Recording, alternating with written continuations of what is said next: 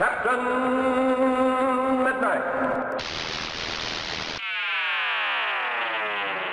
It's hard for me to describe how much I love The Fellowship of the Ring. Don't get me wrong, I love the other two Lord of the Rings films too, but to me, there's something about The Fellowship. It's beautiful, often practical production design, incredible score, and small scale, at least compared to the later films, all add up to just being endlessly rewatchable to me, like I'm sure it is for millions of others as well. I'd also guess that I'm not alone in how important those Lord of the Rings DVD extras were to me. Hours and hours of material detailing nearly every aspect of production, granting viewers an unprecedented level of candid access to the creative process that we just almost never get to see anymore. Being so young at the time, I think these views behind the scenes were some of my earliest memories of understanding that people have to actually create these films. Movies don't just appear out of thin air, they're the products of hundreds or even thousands of people's artistry and hard work. And at the center of it all was Peter Jackson, probably one of the first film directors I knew by name. And for years, I thought of him as one of the biggest names in movies, right next to Spielberg, James Cameron, and anyone else you'd want to put on that level of blockbuster filmmaking. But as time has gone on,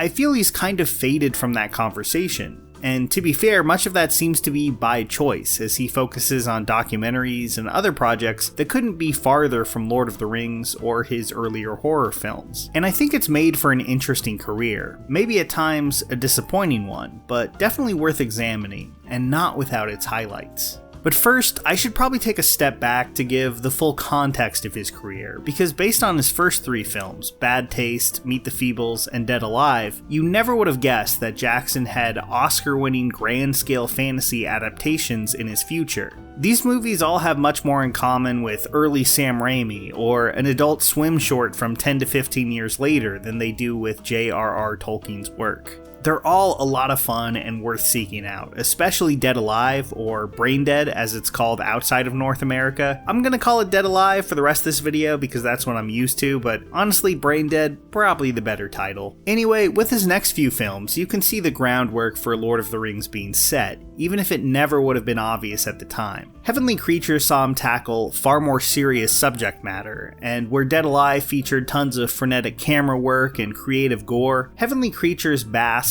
in its slower-paced, dark moodiness. It's a genuinely unsettling movie, unlike his first Hollywood film, 1997's The Frighteners, which is a lot more immature, taking him back to his slapstick horror roots, but in a more family-friendly package. It was a huge commercial and critical flop at the time. I actually liked the movie well enough, but I'll admit Roger Ebert had a pretty good line when he said, "Last year I reviewed a 9-hour documentary about the lives of Mongolian yak herdsmen, and I would rather see it again than sit through The Frighteners." But despite the film's perceived failure, it was absolutely essential in Jackson's development as a director, because it was here that he first really embraced digital effects on a large scale. Now, okay, to be fair, that's kind of an oversimplification. After all, he'd already co-founded his digital effects company, Weta Digital, in 1993, and it played a big role in the production of Heavenly Creatures. But it was The Frighteners where the company was really put to the test and pushed into the cutting edge of what was possible at the time. Something that ended up being very helpful for Lord of the Rings. I won't cover those films here, they've been so extensively well documented elsewhere, but instead I want to talk about what happened after them. There was of course 2005's King Kong, a bloated beast of a film that I find pretty wildly uneven, but definitely not without its merits. Jackson had actually planned to do a different version of King Kong in the 90s, and it's clear that he has a lot of love for the original and its stop-motion effects. If you haven't seen this one, it's definitely worth checking out, and I honestly prefer it to the more recent MonsterVerse stuff. It's not on Lord of the Rings level, but it definitely feels like it's from the same director working on the same grand scale. And then that just kind of stopped. That's not to say that he stopped making movies after Kong. There's been a few very ambitious documentaries, The Lovely Bones, and, that unfortunate trilogy that we'll get to in a second, but King Kong seems to be the last time he was actually excited about bringing a really grand, non-documentary vision to the screen in a way that people kind of expected him to keep doing post Return of the King. The Lovely Bones is a mid-budget literary adaptation with a great cast that just came out kind of flat and uninteresting. Honestly, even on revisiting, I just didn't find that much to talk about here. And the Hobbit movies were basically forced upon him at the very last minute, 3 films that he never intended to direct and seemed not to enjoy making. There was a Halo movie that he was supposed to produce and maybe direct, and that never materialized. I'm not saying that he hasn't done anything worthwhile since Kong. I actually love Get Back, and the fact that it indirectly made a new Beatles song possible is pretty mind-blowing. He's still working with technology in interesting ways in the documentary format. But it's just looking less and less likely that he'll sink his teeth into another film with the scale of Lord of the Rings or the slapstick energy of, say, Meet the Feebles. And that's okay, but it makes me a little sad too. I wish we'd gotten 3 more films from him with the budget of those Hobbit movies that weren't him returning to material that he just didn't seem excited to re-engage with.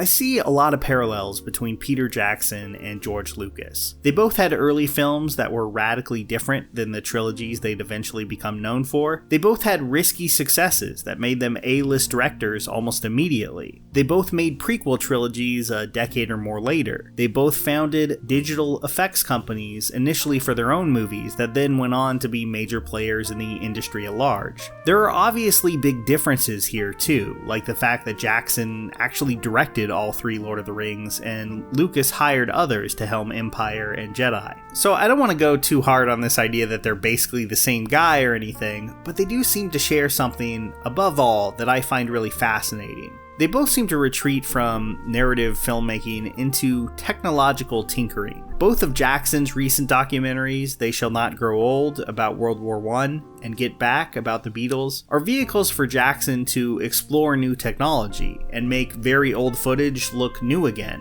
If he actually pulled that off or not is another topic. I know some people wish he had just left the Beatles footage untouched in Get Back, but I'll grant that it was a really interesting avenue to explore. But as far as non-documentary films go, especially on the grand scale that he used to make them, he seems happy to produce rather than direct, with films like Tintin and Mortal Engines. Again, this kind of parallels Lucas. He claims to make experimental short films just for himself and his friends, and instead of going back to directing, he's produced movies like Red Tails and Strange Magic. All of this makes me wonder if directing these massive trilogies and then having everything you ever make afterward compared to them is just a burden that these two don't really feel like dealing with anymore, especially when they had massive companies to occupy their time and, more money than they could ever spend. Obviously, both of them are free to do whatever they wish. George Lucas doesn't seem to want to share his work with the public anymore, if he is actually making these short films. And Peter Jackson may feel a lot more creatively fulfilled making documentaries with cutting-edge tech and working with his childhood heroes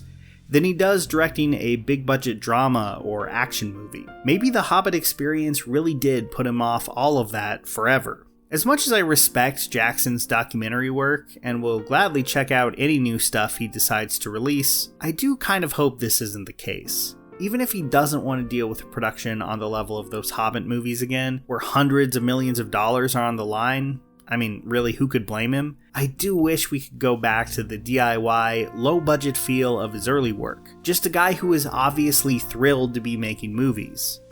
I love Lord of the Rings. They're crowning achievements of blockbuster cinema in my book. But just as with Lucas, I sometimes wonder what would have happened if these big trilogies never existed. If there were movies in the vein of Dead Alive, or indie dramas like Heavenly Creatures, or in Lucas's case, THX and American Graffiti, that we would have gotten in their place. I guess when all is said and done, I just have to accept that the Peter Jackson of today is not the guy who made The Fellowship, or the much younger man who made monster masks for bad taste in his mom's oven. It's been a long time since he's shown any interest in the comedic, gory slapstick comedy of his early career, or to committing himself to a narrative project as sprawling and complex as Lord of the Rings. He's still doing worthwhile work, even if I wish he would revisit or expand on some of those things. But he doesn't seem to have interest in going toe-to-toe with James Cameron as a blockbuster auteur either, like I once expected. And I should be okay with that, even if it was a little hard for me to accept it as someone who always hoped he had another Lord of the Rings level film in him.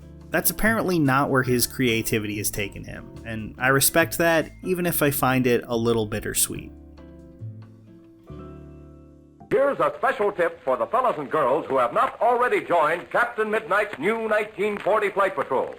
You'd better hurry up and join at once because there's a big adventure ahead. The thing to do now is to get started because we're going to have not only barrels of fun, but loads of free gifts and prizes, too.